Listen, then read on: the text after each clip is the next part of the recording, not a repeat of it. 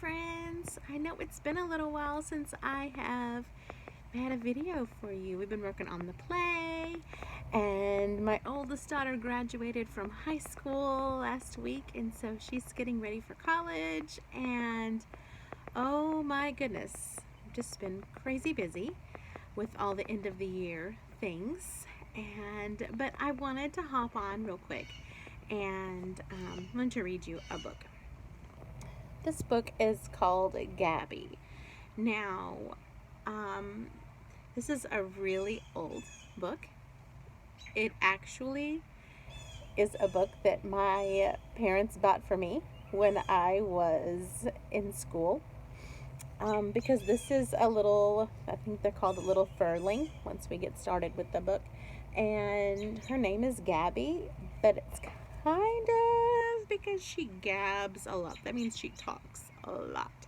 And I used to talk a lot whenever I was a kid. And so my mom told me that was one of the reasons that they got that book for me, was because I talked a lot, and she does in this book as well. But that's not why I want to read this book to you. I want to read it because it talks a lot about just stopping for a minute and enjoying the beauty around you. And I hope that you're getting the chance to do that. I know we've all been stuck inside, and I know things are starting to open up, and maybe you're getting to go places, maybe you're not. But outside it's so beautiful, and we have been blessed with a cool spring. It's nice and cool, and I know that my children are loving to go outside every day. And so anyway, there's just lots of things to take in, lots of beauty around us. And so I wanted to read this book to you about that very thing. So this is called Gabby. It's written by Cosgrove. This is the same author and illustrator that did the Leo the Lop books that we have read earlier. It's illustrated by Robin James, and it's the Price Stern Sloan was the publisher of this book. So again, like I said, this is a really old book. See inside, I still have my nameplate from whenever I was a little girl on the inside, so I think that's kind of a neat thing. Okay, so here we go. I'm going to hold it like this so you can see the picture as I read the words. Like a warm woolen blanket, nighttime wrapped itself about the trees in the forest of your mind. As the morning sun raised its sleepy head over the mountains and surrounding meadows, the blanket got thinner and thinner, and the animals of night slipped from your sight and quietly went off to bed. So it's early in the morning. The nocturnal animals are going to sleep, and the other animals are waking up, and looky here. The creatures of light and sight began browsing in the meadows, searching for food. Their mouths opened in the early morning yawns. All the creatures, that is, except the little bundles of fuzzy fur called furry eifels. The furries still slept in small little groupings in the gnarls and roots of the trees. And so here's the little gnarls of the roots of the trees. Gnarls means it's like where they're all kind of growing up together and intertwining. Okay, so that's what it's doing there. In the shafts of morning light crept across the stumps and bumps and slowly warmed the furry eifels to a new and exciting day. They stretched and yawned and quietly began to file down to the pond at the edge of the forest, looking for beautiful things. And I love that. I love that they know they're going to find something beautiful. And if you go out and you look for something beautiful, you're going to find it. They went quietly, except for that one little brown-eyed furry called Gabby. From the moment she woke up, Gabby noisily began to tell everyone around her about her dreams from the night before. You see, I fell asleep, and then I started to dream and dream, she chattered. can you find which one is Gabby? Yeah, it's this one right here, isn't it? There she is, just talking and talking.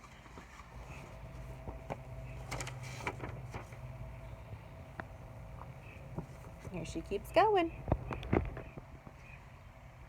The other furries gently tried to ignore her as she just babbled on and on. I must have fallen asleep really quickly, right after dark. It seemed like I hadn't slept at all when I started dreaming, and it wasn't one of those normal dreams, but a real special dream like I always have. Shh, the other furries whispered.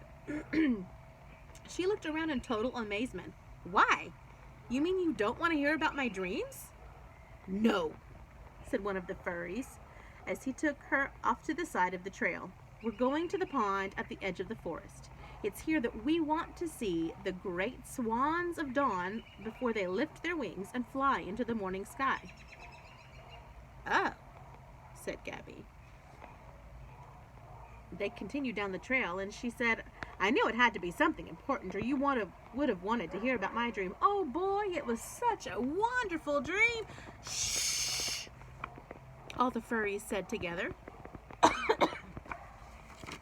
Excuse me. Now, if you look at their eyes, remember Gabby is the brown-eyed one, so you can tell which one she is. Okay, so here they are. They walked on just a little farther until they came to the pond at the edge of the forest, and there, in the morning mist that danced on the water, they waited. Each furry eyeful hid behind clumps of cattails and water lilies. Their eyes were open in wide-eyed wonder. Little Gabby was quiet for only a moment or two in the morning hush. Then she said, while we're waiting, does anybody want to hear what happened to me yesterday? Boy, it was just so strange. You couldn't believe it because I was walking. Shh, all the other furries whispered.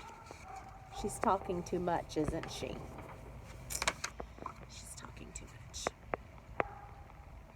Moments later, sailing regally like two magnificent ships, the swans of dawn began to swim into view. Their feathers were ivory-colored beige, and their arched necks bobbed gently as they slipped across the lapping waters of the pond. Just as the swans were close enough to view in all their splendor, Gabby stood up and said, Boy, you guys were right. They're pretty. I saw something almost as pretty last week when I was walking near the mountains at sunset. And then the swans, who were startled by the loud noise, reached out with their wings, grabbed a bit of the morning mist, and lifted high into the sky. Now, how do you think that's going to make the other furries feel? They wanted to see this beautiful thing, and Gabby's gone and messed it up. They're probably not going to be very excited, are they? Look at this picture. They're not so happy. Excuse me. We were outside today a lot, and whew, there must be something blooming outside. Left with only rings of water where the swans were before, one lonely feather was floating in the pond, and the furry eyeful stood and glared at a mortified Gabby. See, one of them shouted, you little noisemaker, when will you ever learn that there's a time to talk and a time for silence? And with that, they all walked away, leaving Gabby alone in the pond. She's going to feel really bad about that, isn't she? She's going to feel bad that that she ruined it for everybody. So thereafter, whenever Gabby tried to talk to any of the fellow creatures, they would walk away or pretend they hadn't heard anything. No matter what she said, they would just walk right on past her. She became so desperate for anyone to talk to that she started to talk to the trees. She would talk on and on and on, but the trees didn't listen, and they never talked back. Now look at this picture. How do you think she feels right here? If you look closely, you can tell she's got some tears going down her face. And she looks her face is saggy. It looks very heavy and very sad. Poor Gabby. She talked to the flowers in the sky, but they didn't listen. Finally, in desperation, she sat on a rock beside the still waters of a stream and looked down at her own reflection. And then she started to talk to herself about the beauties that she had seen. And she talked and talked, but when she finished, even her own reflection wouldn't talk back. "What's the use of talking if there's nobody to listen?" she cried. Large crystal tears dripped down her cheeks and plopped into the water.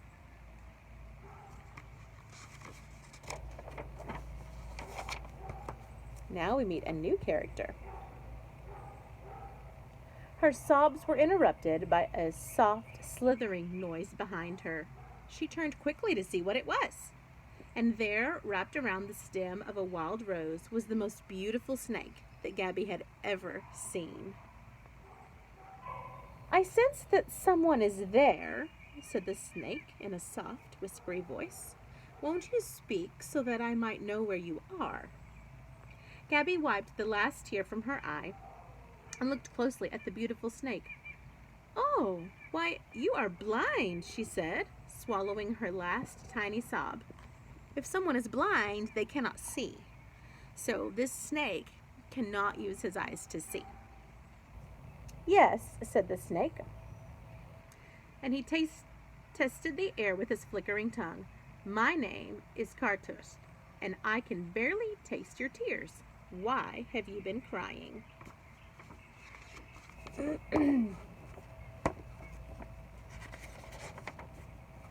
And for the first time in her life, Gabby wasn't eager to tell her whole story, but in a slow, halting voice, she told the snake what happened. And when she finished, Cartus paused a moment to savor the rich smell of the rose. "Oh, little one," he said, "there are times that tellings of tales should fill the air in order to share. But like a well, it must have time to fill with water. You must learn to listen and to see. Later there will come a time to dip from your well so that all can know what you know. Now, my little furry friend, your well is full and mine is empty from being blind, so tell me all that you've seen." So he's telling her, you know a lot of things that you've seen, and I've not been able to see anything. So tell me all that you know and give me all that knowledge. Gabby slowly started from the beginning and told the snake all of her tales, her wishes, and her dreams.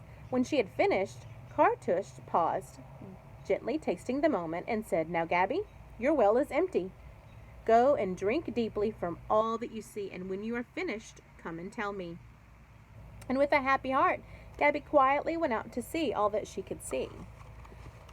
So when he said to her, "Your well is empty," that means you've told me everything.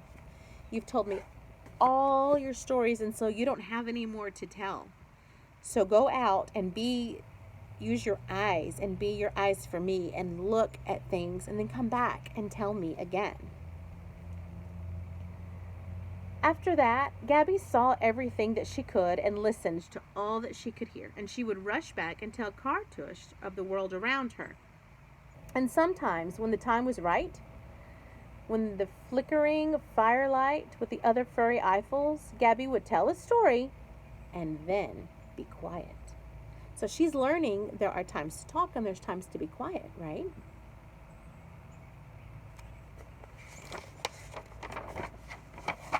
So watch this. This is a neat picture. It's the last one. It says, "We see what we must see, bright dawn, the sunlights glisten, but sometimes, like Gabby, we must also learn to listen." And so look, there she is, nice and quiet in the reeds. And then she got to see the swans too. So it's not a bad thing to want to tell all that you've seen, and especially right now, some of you may be seeing things that you've not seen before. I know I'm taking my kids places, and we like to explore outside right now while it's not too hot. And so they're seeing things that they've not had a chance to see. And that's great. If you're being able to do that, I think that's wonderful. And so I think it's important to know that this is also a time to take in the beauty around us and see things that we haven't seen before and really enjoy that. And so I hope that you enjoyed this book. I love this little tale of Gabby. Like I said, I've had this book for, oh my gracious, 30 something years.